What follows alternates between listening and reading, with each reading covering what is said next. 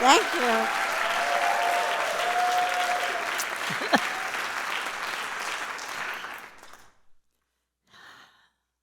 Do I know any of you? I think I must after that. How wonderful to be here in this wonderful space. It's one of the reasons why I wanted to do this program and come out of retirement. And also to be part of the Rhythm Festival, percussive arts.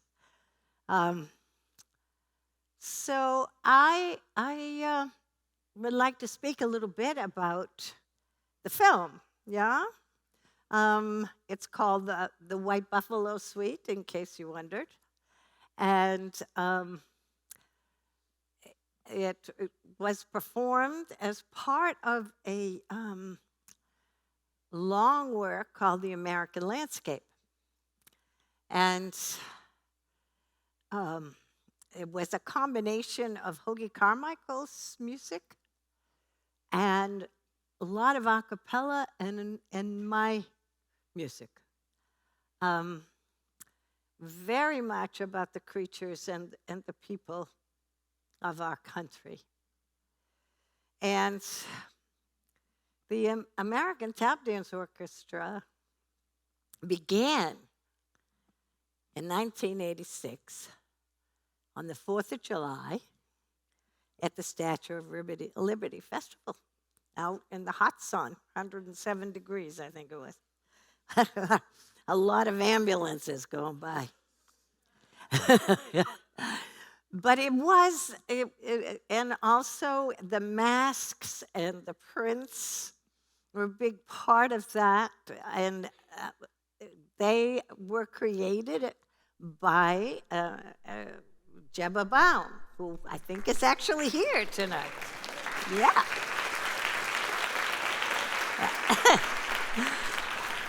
And I had no idea that when they went like that they would actually sound like buffalo snorting. I mean, it was amazing. But what is interesting is that the orchestra, and I want to celebrate any that are here and thank them for the years of performing with me and doing my choreography. That period was really what we called the Renaissance of tap dance. Because when I first came to New York at 17 as a young professional, and I walked into Dance Craft and met Honey Coles and Pete Nugent, tap dance was on its way out. I was working in nightclubs at the time, but not ever hired as a tap dancer. And I was studying with Honey Coles, and he would take me, he thought of himself as an impresario. And he would take me to agents, which there were plentiful agents in New York at that time, not just one. But they'd always hire me as a calypso dancer. So he would feel very sad. But that's what it was. The venues, I spent probably the last year of nightclub shows in New York. Say 1959 or 58. When I was 15 in Boston, I could stand on a corner and wait for all the other acts to join me on the corner of Boylston Street.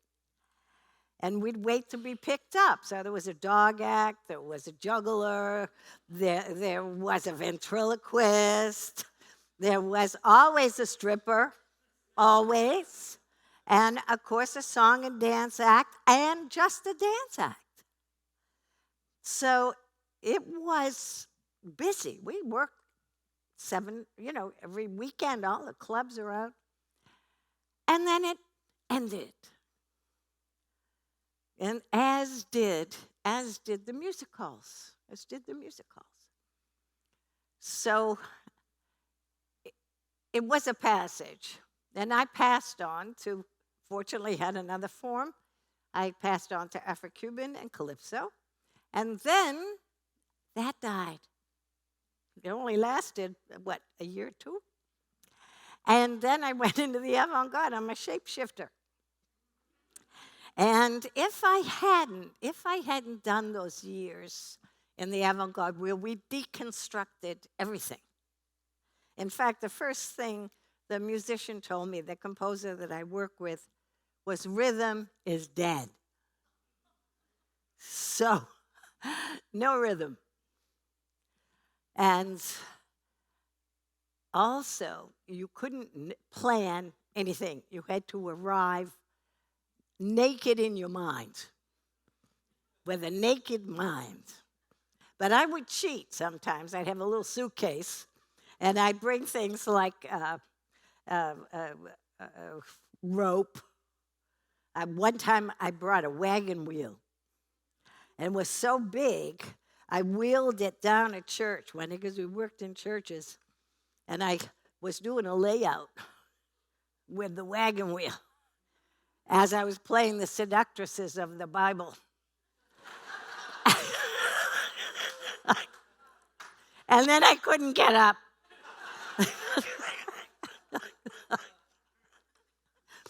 But I really feel that those years were the reason that I was able to make the work I made for the orchestra and still think in the way I think today, which is not formulaic. And so it was a very valuable time, wagon wheels or not. And so also, when the revival began, I was doing tap dance through the loops, through the electronic loop. So it was finally getting modern, right? Oh, that's new. So when I tried to get a grant for the copacetics, for the Great Feats of Feet, to do the first documentary, they said that's too old. They're too old. Tap dance is dead. So I sent an avant-garde tape of me dancing, tap dancing to water. Electronic. That's what got the grant for the revival of tap dance.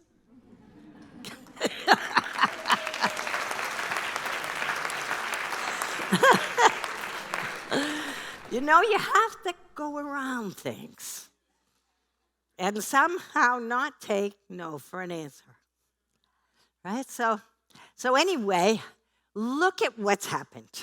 When Honey and I started teaching in New York City in 1978, we had 3 students for about a year, maybe more. Now, all you wonderful dancers, so many out there around the world, and it weighs a lot, and I'm very, very proud.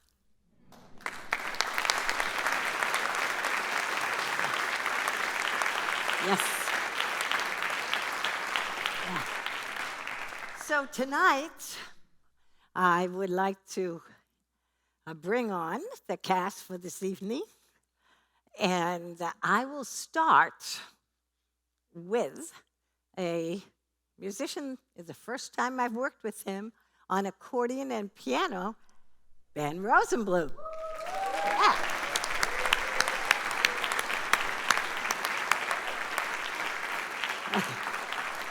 Then I have to say, Margaret Morrison, I heard you're out there, if she introduced me to Ben. So that was as he played for us. Yeah, thank you, Margaret. And so now I would like to introduce Joe Fonda. Yes, on bass. Yeah. Joe and I have been working together for 40 years. He played for the orchestra. We have done duets all over the world. And I was in one of his most brilliant projects, From the Source, that was just released recently. So I would like to introduce Tamii Sakurai.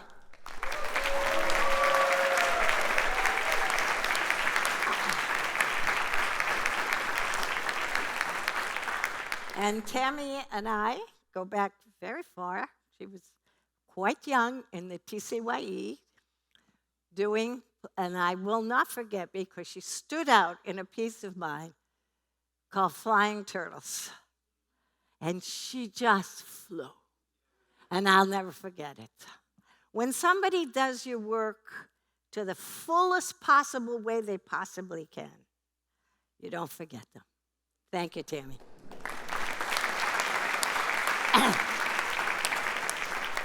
Now I'd like to introduce a young man who I have been working with since he was very young. Well, a teenager. He's not very old now either. He is now tap dancing at Berkeley and has made himself very visible and auditorially significant in all the improvisational work around the country. Dylan Szuch.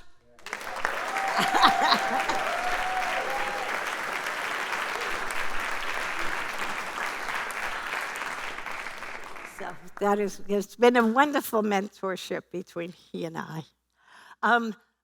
Now I would like to introduce Alice Baum. Yes.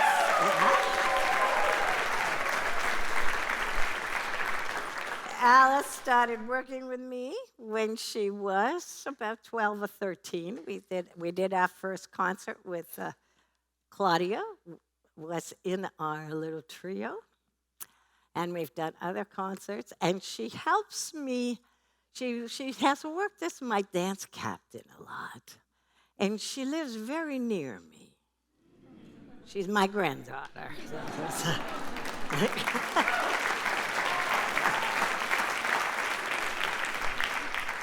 So I have made a new piece, and a couple of them. The first one will come up first.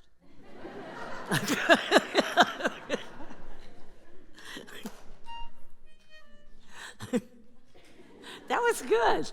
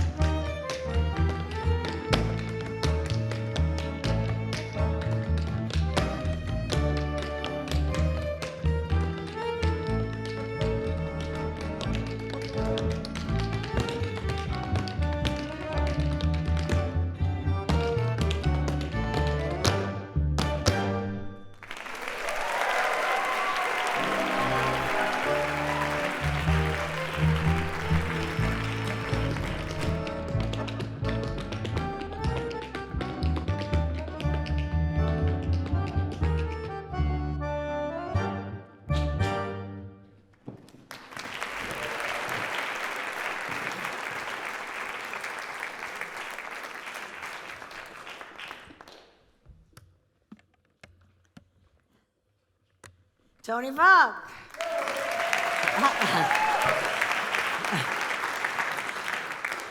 Yes, Tony. Tough act to follow. Here we are again, you and I. We've never really done this. Not quite, nope. Have a seat, darling. Okay, so I'm going to read from here. All right.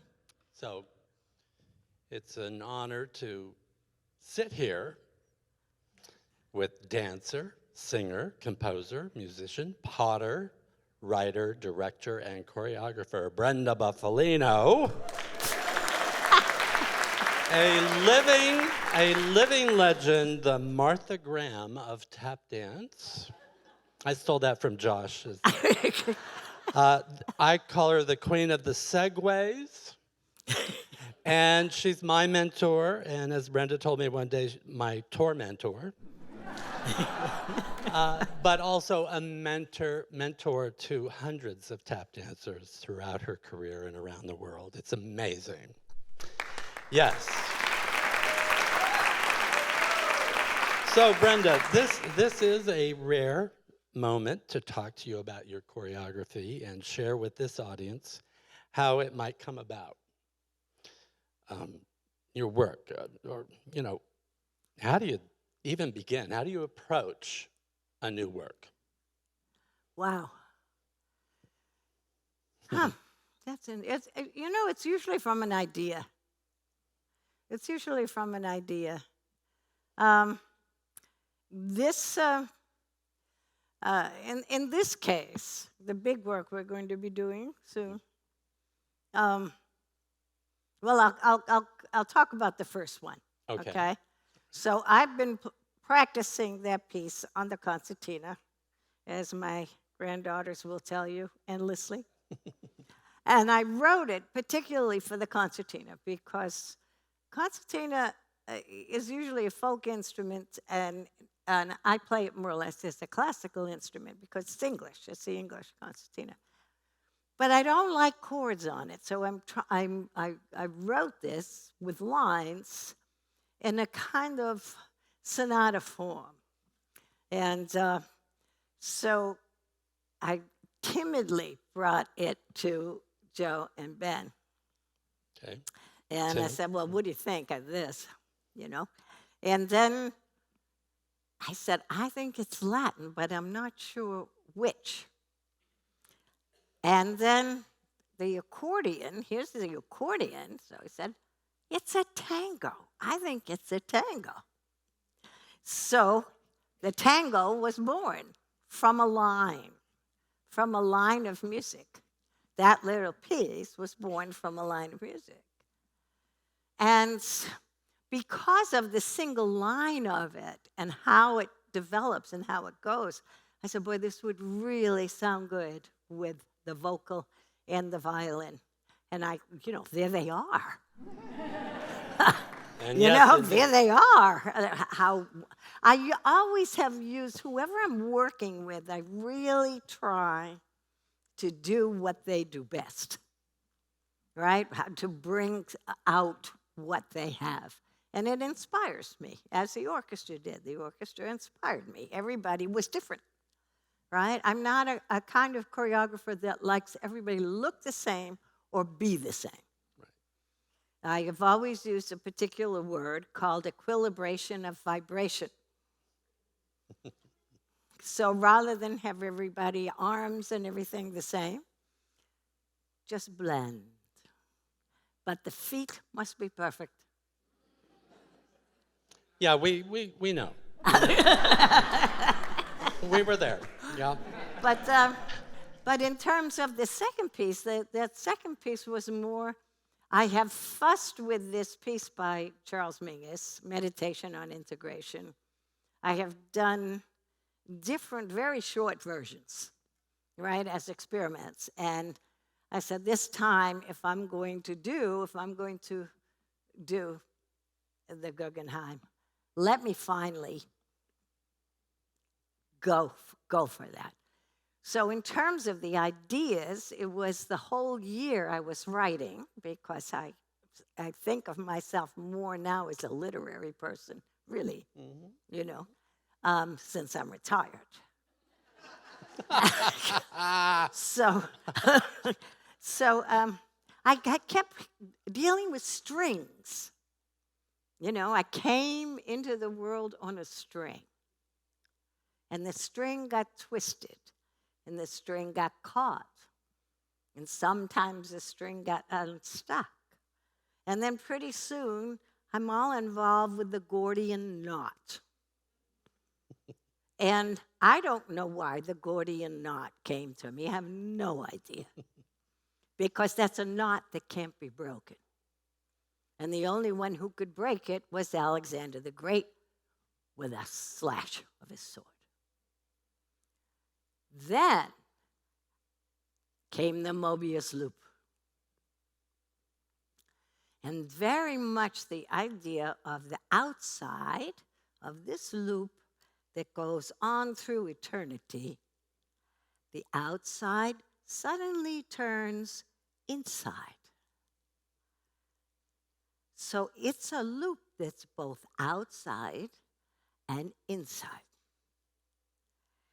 And for me, especially at this time, looking out at the water and the trees, I've returned to the mountains, very much about the inside, turning inward and feeling the beauty around me and the subtlety of nature and the subtlety of myself.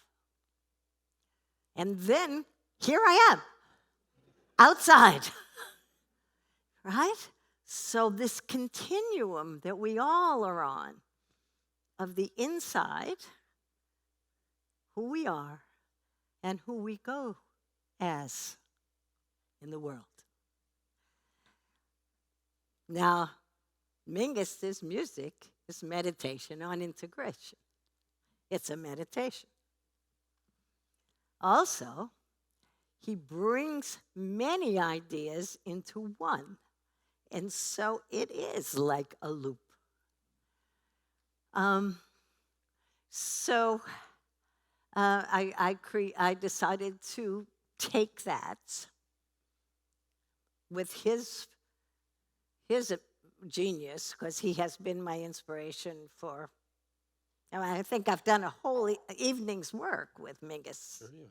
You know, I study him. I'll lay on the bed and just listen to what he does. Long, long, long minutes and hours. And so that is, you say, how do you make a piece? And then then to figure out, like, he's working, so then you look at it on an intellectual rhythm, in an intellectual way, or rhythmical way, and just musical. What is he doing here? He's playing 3/4. He's playing 6. He's got, and then suddenly, what I love about him, he's suddenly in a soft shoe. He creates the choreography for you. It's cheap choreography. You see it even in my solo, when I do my solo. Suddenly there's a ballad. So with all these different time signatures and me playing over it, he and I are in correspondence. We are in a correspondence, and I'm in correspondence with the music. And then, of course, with the dancers. So then the figures. The figures come so quick, Tony. They come, as you know, you remember, it's like boom. Quicker than the poor dancers. I can't get them. So but then that comes the challenge of actually composing this composition as well as choreographing it. All right, yeah.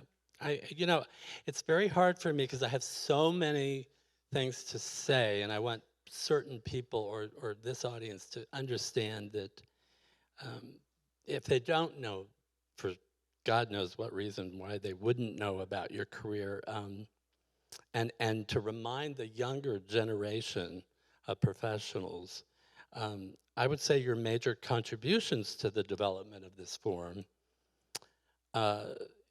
not only your advocacy and the struggle for years of bringing concert tap dance to the stage, and the development of tap dance choreography, your promotion of the idea that tap dancers are also musicians, your specific use of a cappella dancing, which I'm not even sure some people understand what that is, and then finally the specific focus on counterpoint.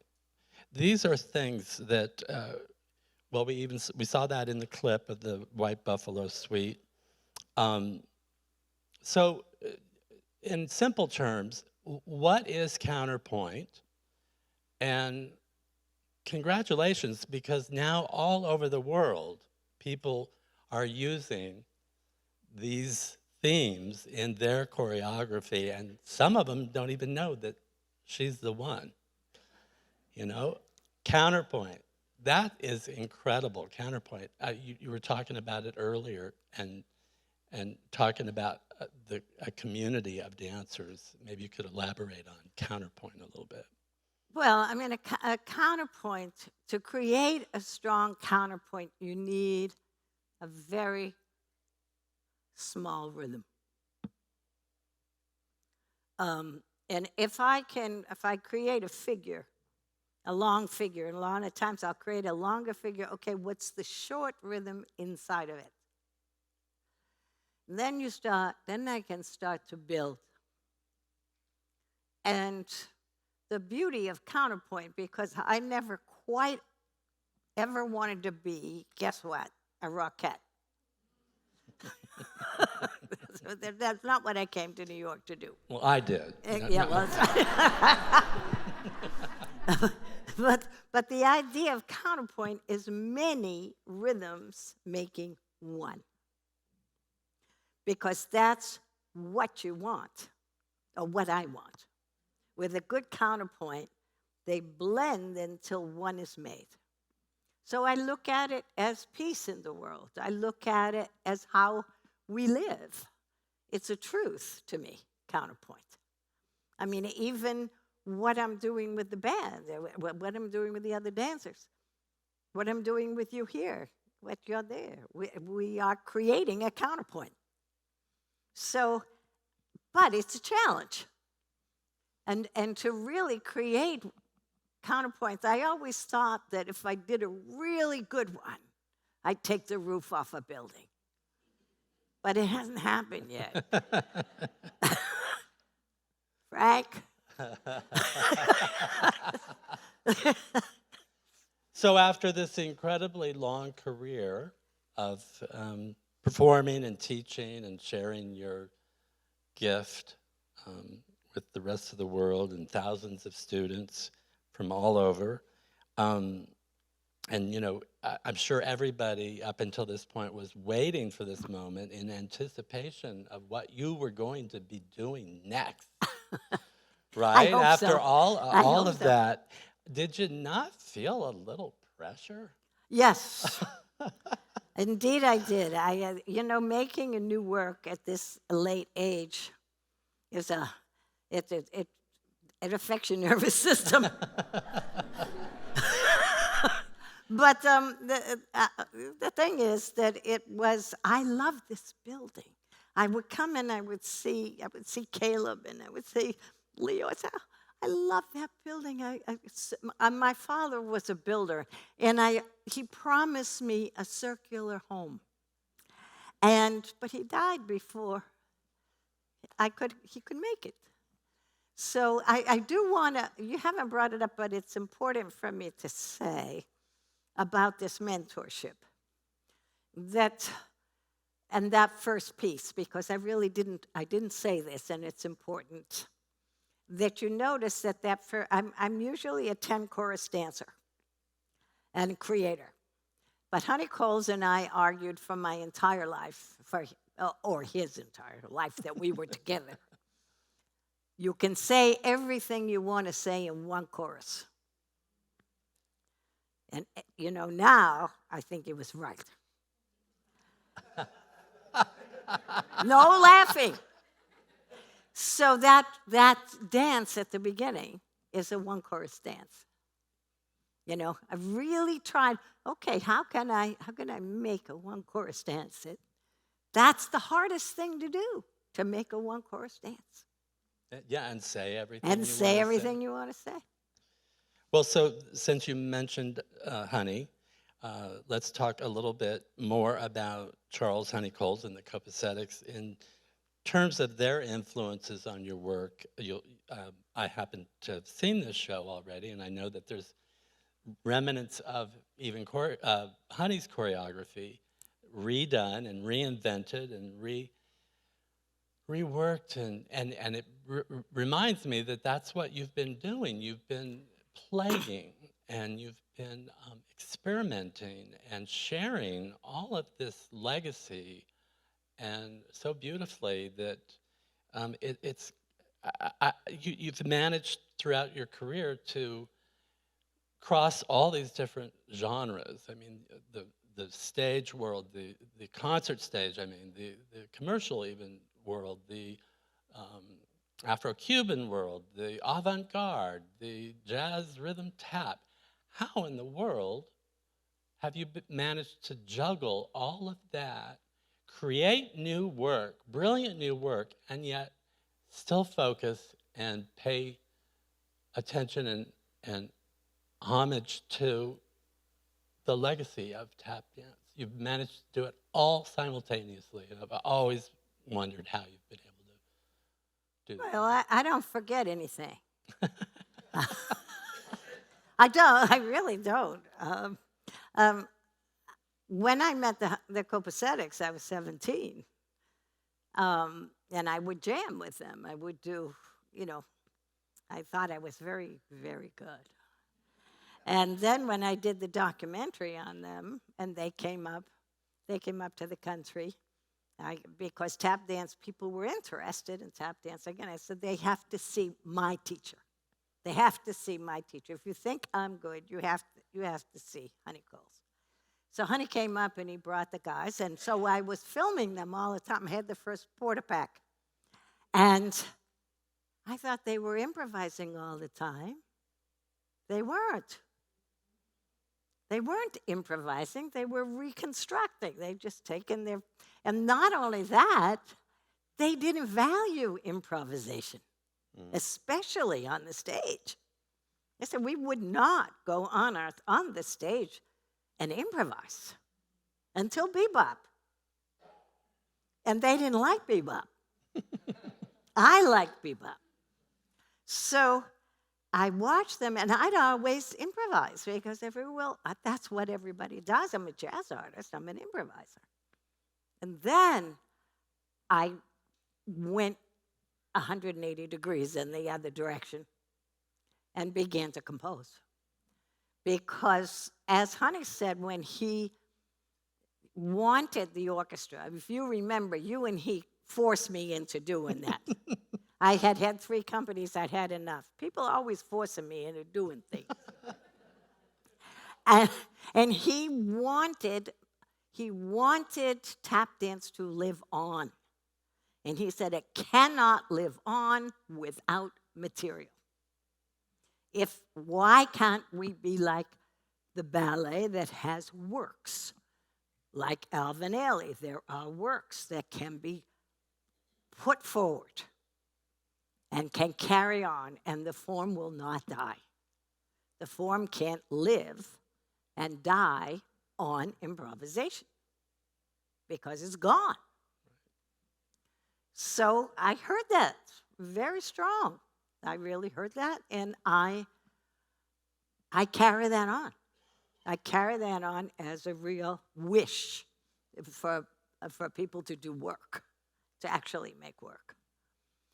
So yeah, I think, and so hence the work we're going to see. It has Honey's little chorus. I close the whole composition with 16 bars of Honey and my material as a paean to him, right? And as a quote. And there's many quotes of mine. Let me talk a little bit about that before we close. I am, Dylan is doing one of my solos that it's called Buff's Bop. I have put on him, and I'm very excited about that. So he can carry that on. He can carry my solo on. Josh can carry my solo on. One day, you will get serious. I'm getting that together. I am. I'm making a big comeback soon. So yeah, and also I'm doing some of my material, but all the other things for the dancers are doing is choreographed for this piece. I know. It's specially choreographed for this piece. And you will love it. So on with the brilliance of Brenda Bufalino. Okay. Right? Yes.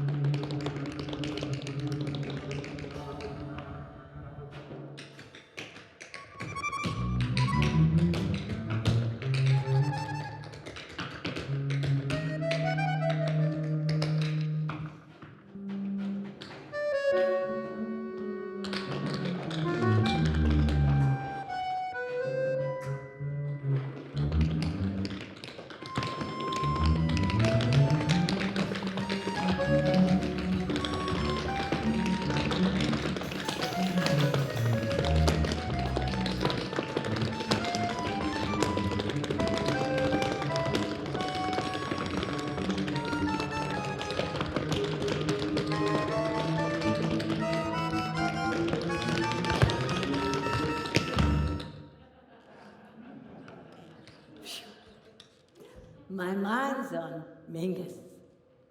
What I mean is how Mingus kept his mind on meaning and memory, meandering with musical musings, topical, historical, political,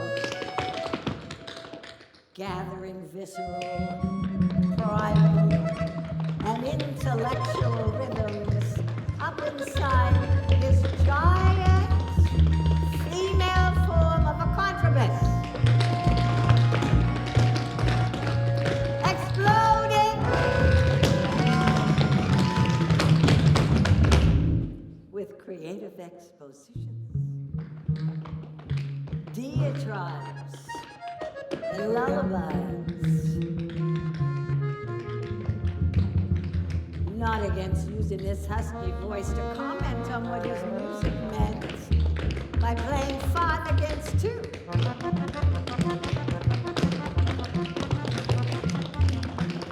And me too.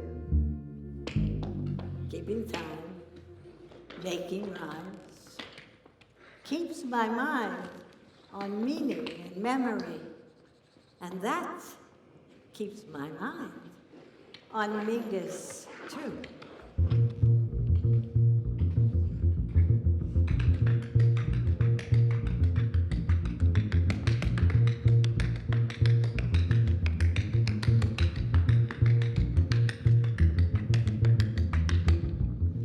I breathe into you. You breathe into me. We breathe endlessly.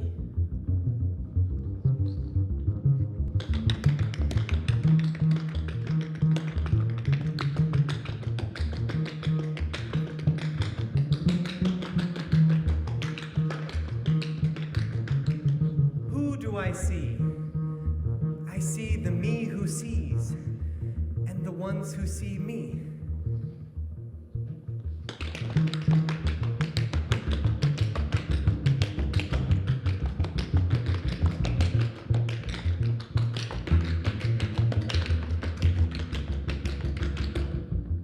On time. A new time.